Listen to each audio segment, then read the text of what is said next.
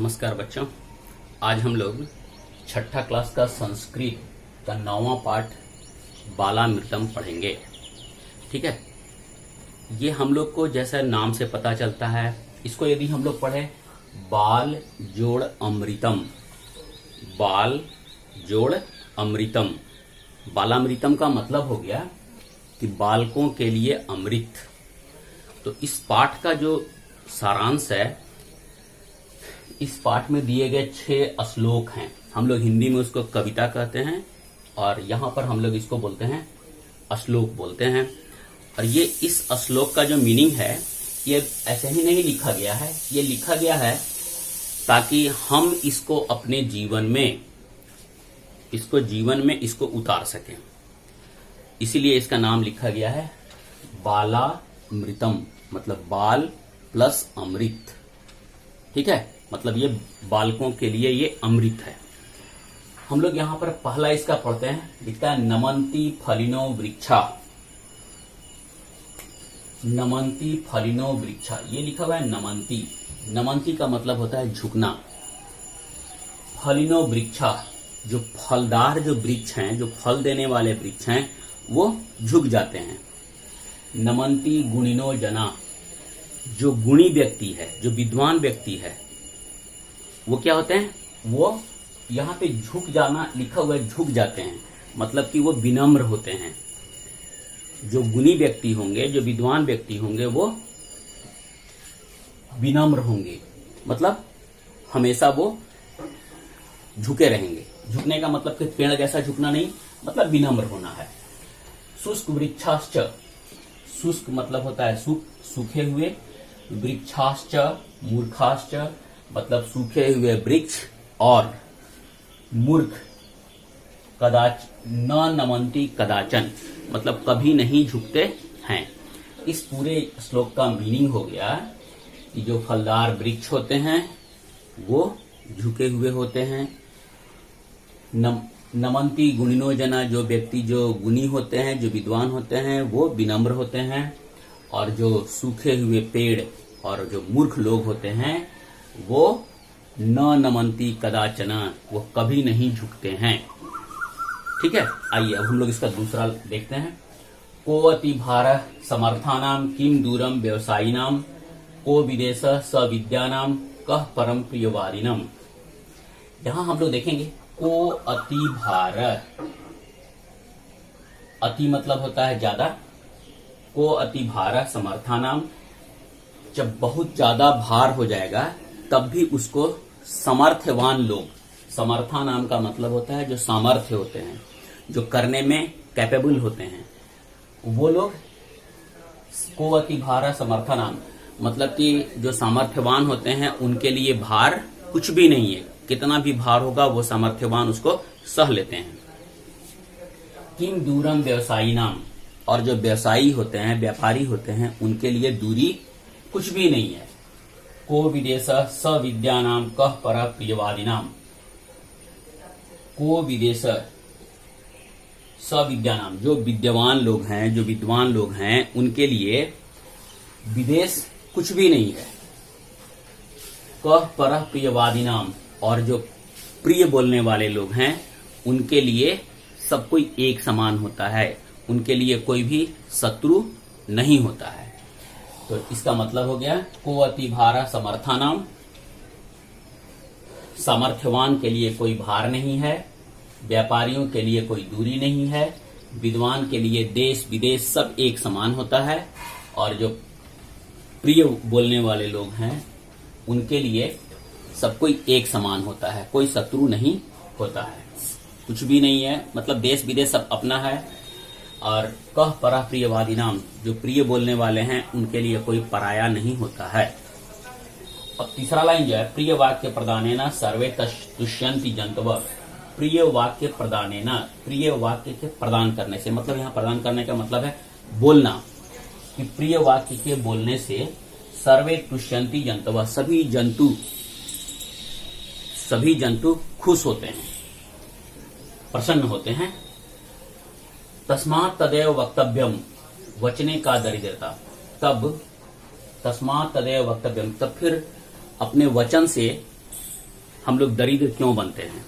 मतलब कहने का मतलब है कि प्रिय वाक्य जब सभी जंतुओं को अच्छा लगता है, सभी जंतु प्रसन्न होते हैं, तो तस्मात् तदैव वक्तव्यम, बचने का दरिद्रता। तब फिर ऐसा बोलने से क्या फायदा है ना। या हम लोग वचन से दरिद्र क्यों होते हैं। हम लोग को अच्छा बोलना चाहिए, प्रिय बोलना चाहिए। अलसस्य कुतो विद्या अविद्यस्य कुतो धनम, अलसस्य कुतो विद्या अविद्यस्य कुतो धनम, अधनस्य कुतो मित्रम अमित्रस्य कुतः सुखम। यहाँ हम लोग देखेंगे, कहता है अलसस्य कुतो विद्या, मतलब आलसी को, अलसस्य का मतलब हो गया यहाँ पर आलसियों को, कुतो विद्या, उन लोग को विद्या नहीं होता है। आलसी को विद्या कहाँ, अविद्यस्य कुतो धनम, जिसको विद्या नहीं है उसको धन कहाँ, मतलब आलसी को विद्या नहीं, जो जिसको विद्या नहीं है उसको धन नहीं होगा। अधनस्य कुतो मित्रम, और जो धनी व्यक्ति नहीं है उसको मित्र नहीं होगा। अमित्रस्य कुतः सुखम, और मित्र के बिना सुख नहीं होगा। ठीक है, ये हम लोग इसका 4 लाइन हम लोग देख लिए, 4 श्लोक। 5वां है हस्तस्य भूषणम दानम, सत्यम कंठस्य भूषणम, श्रोत्रस्य भूषणम, शास्त्रम भूषण किम प्रयोजनम। कहता है हस्तस्य भूषणम दानम, हाथ का गहना, हस्तस्य मतलब हाथ का, भूषणम मतलब गहना, हाथ का गहना दान है। सत्यम कंठस्य भूषणम, सत्य कंठ का गहना है। सत्यम कंठस्य भूषणम मतलब सत्य कंठ का भूषण है, गहना है, आभूषण है। श्रोत्रस्य भूषणम शास्त्रम, भूषणम कह किम प्रयोजनम, मतलब कान का गहना शास्त्र है। फिर आभूषणों की क्या आवश्यकता है, आभूषणों का क्या प्रयोजन है।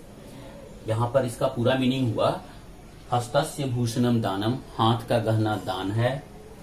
सत्यम कंठस्य भूषणम, कंठ का गहना सत्य है, मतलब सत्य वचन बोलना चाहिए।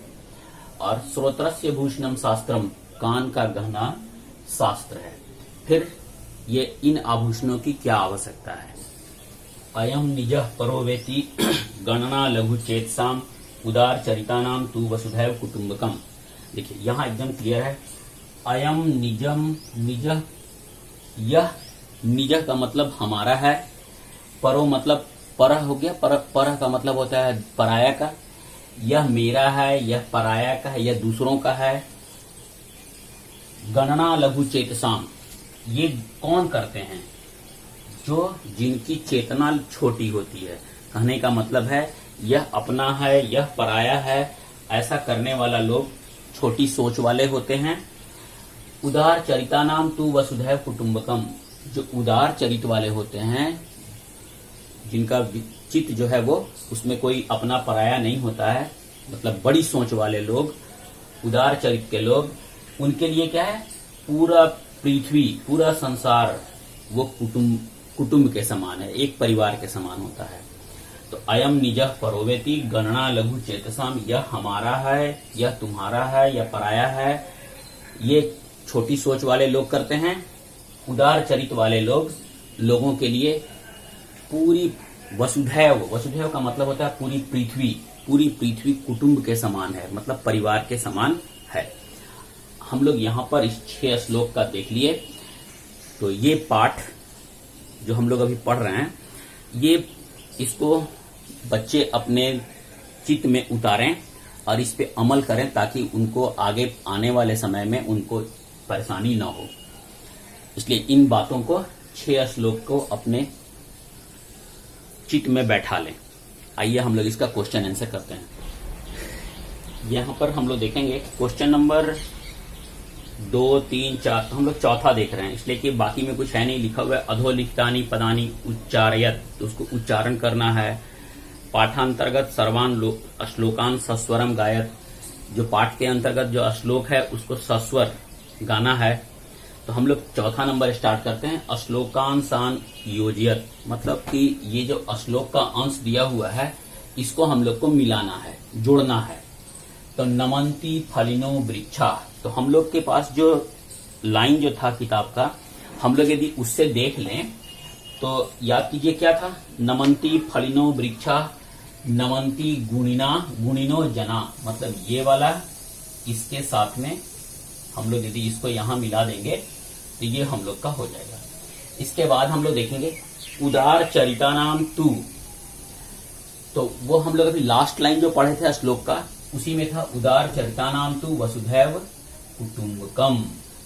ठीक है, प्रिय वाक्य प्रदाने न कह प्रिय वादिनाम, प्रिय वाक्य प्रदाने न, तो हम लोग को पता था ना, ये लाइन हम लोग जो पढ़े थे कि प्रिय वाक्य प्रदान करने से सभी जंतु प्रसन्न होते हैं। तो प्रिय वाक्य प्रदाने न सर्वे तुष्यंती जंतव। फिर है को विदेश स विद्यानाम, कि विदेश में जाने के लिए को विदेश स विद्यानाम, और कह प्रिय वादिनाम, और प्रिय बोलने वालों के लिए कोई पराया नहीं होता है, तो हम लोग इसको यहां मिला देंगे। हस्तस्य भूषणम दानम संतस सत्यम कंठस्य भूषणम, ये लाइन यहां चला जाएगा, है ना। इस तरीका से हम लोग क्वेश्चन नंबर 4 को यहां पे कर लिए। प्रश्नानाम उत्तराणी लिखत, प्रश्नों के उत्तर लिखिए। तो हम लोग यहां पर देखते हैं, पहला कहता है कीदृशा वृक्षा नमंती। ठीक है, कि कैसे वृक्ष झुक जाते हैं। तो हम लोग अभी पढ़े थे कैसे वृक्ष झुक जाते हैं, कि जो फलदार जो वृक्ष होते हैं जिसमें फल लगे होते हैं वो झुक जाते हैं। तो हम लोग यहाँ पे लिखेंगे आंसर में, इसका आंसर हम यही लिख देते हैं, फलिनो वृक्षा नमंती।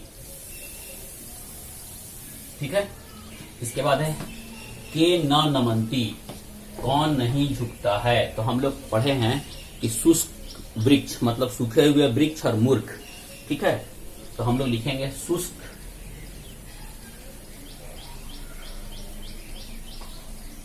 वृक्षाश्च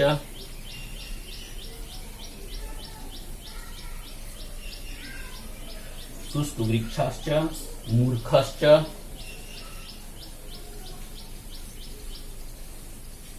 न नमंती। इसके बाद है जंतव केन तुष्यंती, जंतु किससे प्रसन्न नहीं होते हैं। तो हम लोग को पता है कि जंतु किससे प्रसन्न होते हैं, तो हम लोग को पता है प्रिय वाक्य प्रदाने ना। ठीक है, हम लोग लिखेंगे यहां पर इसका आंसर में प्रिय वाक्य प्रदानेन, प्रिय वाक्य प्रदानेन जंतव तुष्यंती, तुष्यंती जंतव।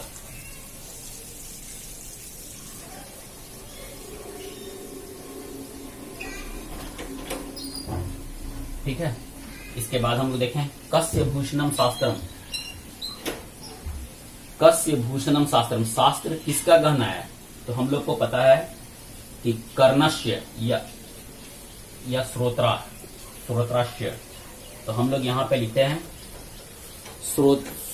श्रोत्रस्य, है ना, ये लिखा हुआ था हम लोग के बुक में भी, श्रोत्रस्य भूषणम शास्त्रम।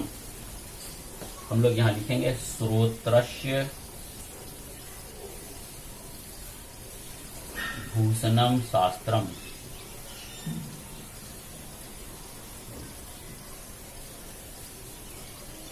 ठीक है, केसाम कृते वसुधा एव कुटुंबकम भवति। तो हम लोग इसका लिखेंगे उदार चरिता नाम,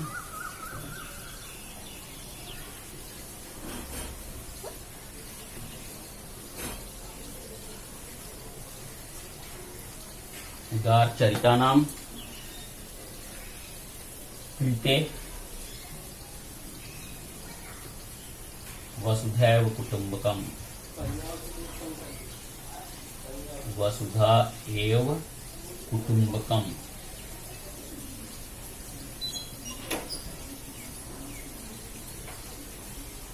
भवति। हो गया हम लोग का।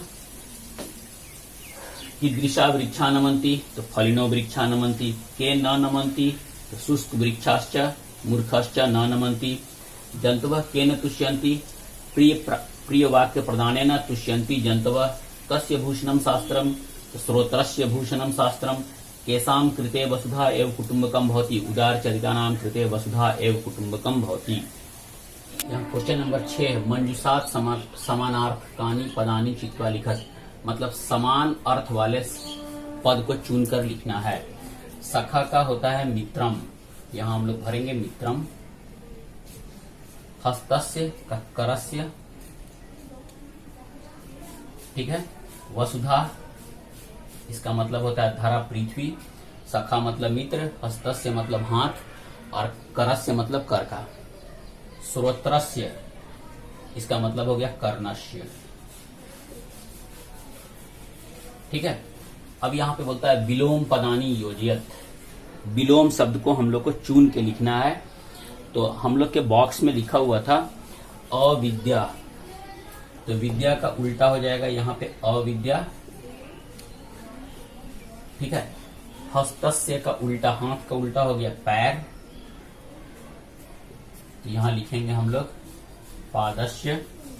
उदार चरिता नाम, क्रूर चरिता नाम, इसका उल्टा हो गया क्रूर चरिता नाम।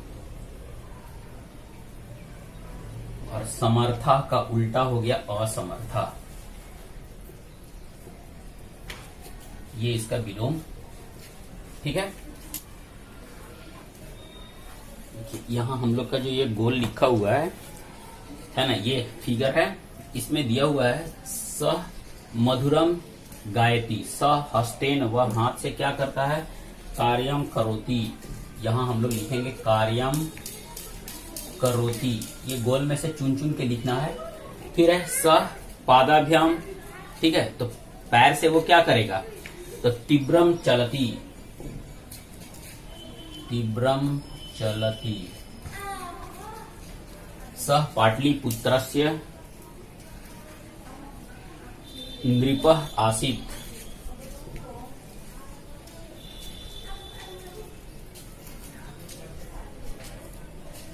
सह शत्रुन ताड़यति, ठीक है, सह शत्रुन ताड़यति।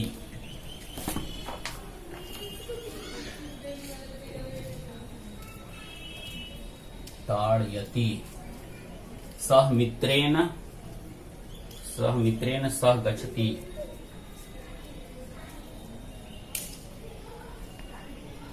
इसके बाद है सह पित्रो, अब बचा क्या मेरे पास, वंदनम करोति, वंदनम करोति।